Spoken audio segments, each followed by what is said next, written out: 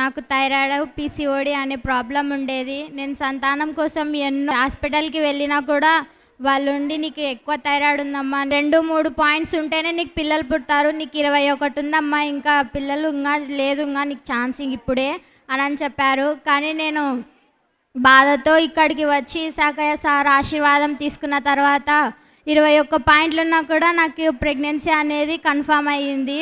డాక్టరే ఆశ్చర్యపోయారు, ఏమ్మా మొన్న అయితే వచ్చావు 2 పాయింట్లు 3 పాయింట్లు ఉంటేనే పిల్లలు కలుగుతారన్నారు, నీకు ఇంత థైరాయిడ్లో పిల్లలు కలిగారంటే చాలా గ్రేట్ అమ్మా అని డాక్టరే ఆశ్చర్యపోయారు.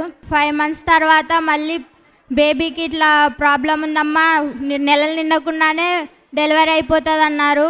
కానీ కొన్ని రోజుల తర్వాత ఇక్కడికి వచ్చి మళ్ళీ ప్రార్థన చేసుకొని సాకయ్య ఆశీర్వాదం తీసుకున్న తర్వాత మళ్ళీ వెంటనే రిపోర్ట్లు చూస్తే అవి చేంజ్ అయిపోయాయి. నీకు ఎటువంటి ప్రాబ్లం లేదు, లోపల ఉన్న బేబీ బాగా ఉందన్నారు. ఆడపిల్ల పుట్టింది నాకు. దేవునికి మహిమను కలుగును గాక. ఆమేన్.